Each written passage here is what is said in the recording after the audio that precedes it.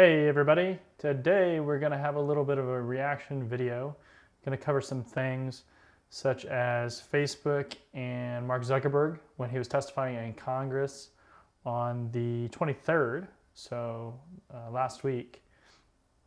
Then also a company called Coalfire had a few penetration testers arrested and the deal with that, as well as a company called CrowdStrike was called out by Donald Trump.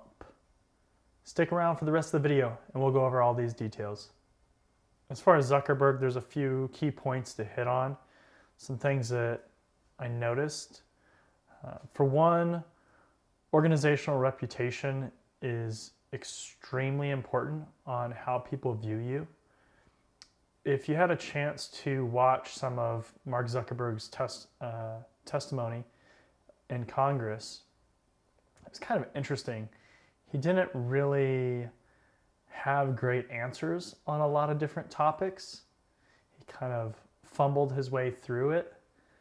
And something that I don't think he really gets is that based on their history, they look really, really bad, and he's not really helping things.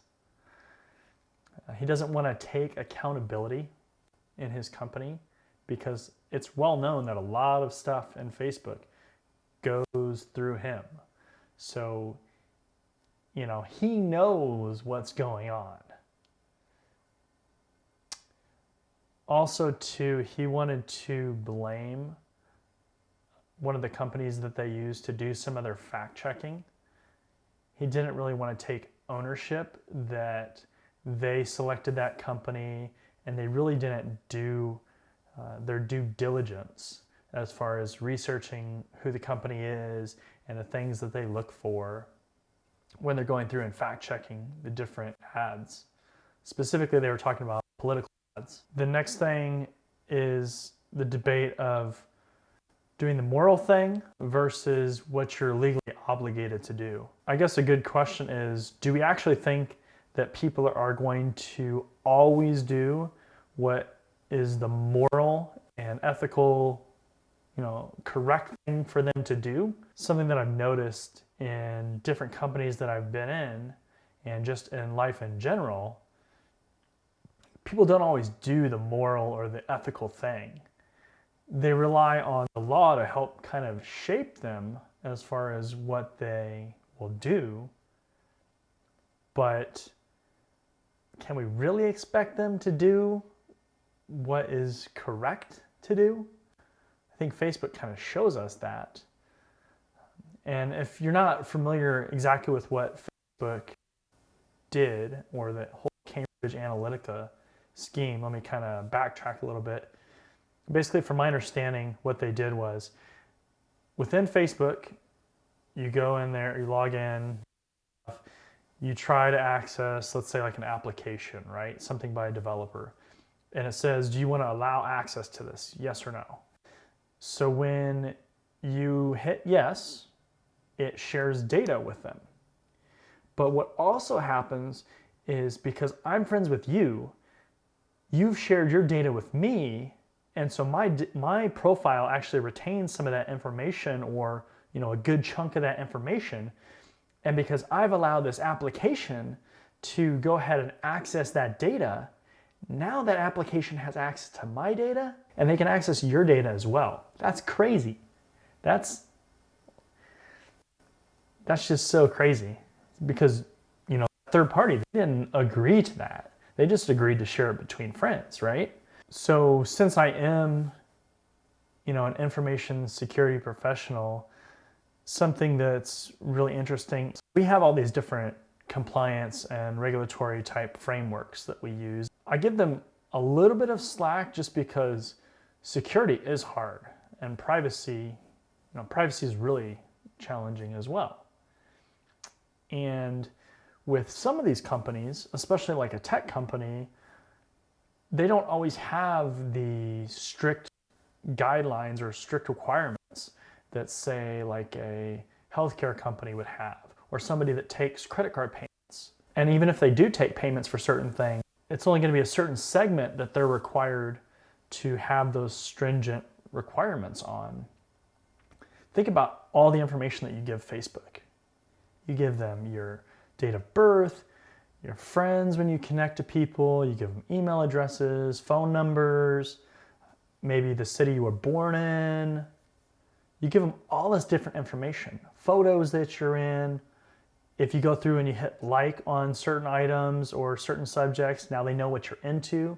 You can fill out a whole profile on people with just their Facebook profile. So like I said, when I was going through and watching the deposition, I guess it is, or the interview, Zuckerberg really he kind of wants to pass off that blame. And I feel like that's not just isolated to him. Where do you stop passing the blame and actually start taking accountability for some of this stuff? So something that I really want to see them start doing when they do these Congress interviews is, especially when they relate to like privacy and information security, I want to start seeing like their chief information security officer or their chief security officer up there being asked questions. Here's the reason why. With those people, those are going to give you real insight to how the company is actually run from a security and privacy standpoint.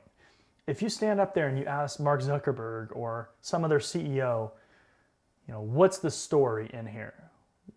What's the story? Are you doing all this stuff to protect data? They're going to be like, yes, of course. We're doing all this stuff. We're giving adequate support.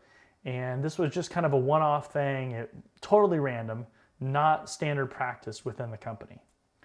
But I guarantee you, if you get that chief security officer or chief information security officer up there and you start asking kind of these questions that dig down in there, you might start finding out that maybe they're not getting support.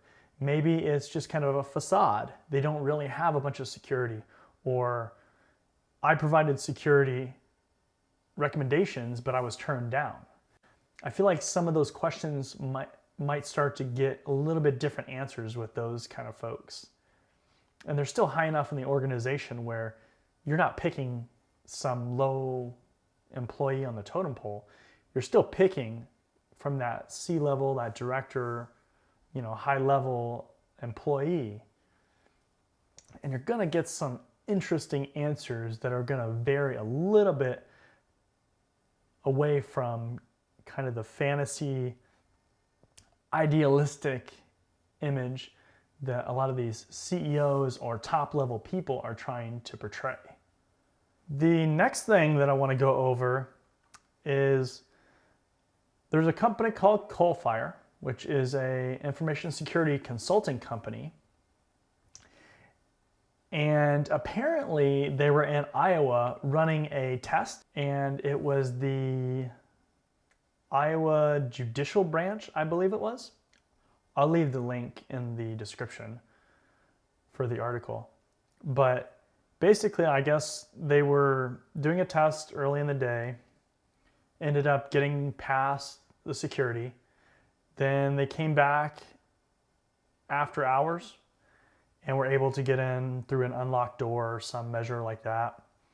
And so they intentionally set off the alarms to test the response time and I guess see what would happen, test the response. And so they had authorization apparently and a contractual agreement. And so the sheriff shows up and they show them the agreement letter or whatever proof that they had. And apparently that wasn't good enough.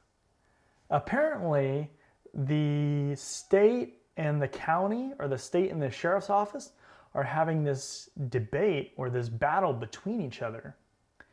And so apparently these two researchers went to prison or went to jail. They got arrested. That's just insane. If you want to find a good way to not get security researchers or penetration testers or security consulting companies to not come and help you, getting them arrested is a really good way to have them be like, see you later, not coming back, your money's no good here. That's just insane. As far as being a security professional, especially if you're in a consulting firm or if you do penetration testing inside your company, make sure that you go through any kind of agreement with a fine-tooth comb. Make sure that you have signatures of people of authority, that it is clear as day that you have permission to be doing it. And try to get details as far as specifically what you can do, because the last thing that you want to do is face some legal battle where these people claim that you were not approved or you weren't authorized to be doing testing. That's just so insane. The third and final article, I'll leave this article in the description as well. Another company, it's a vendor. I believe they have some consulting services as well, but a company called CrowdStrike. Basically, they were called out by Donald Trump. It was around the Russia investigation, and basically it was questioning what they had found, and then bringing into question, I guess, the company in general, because apparently the founder is, I think he was from Ukraine, maybe.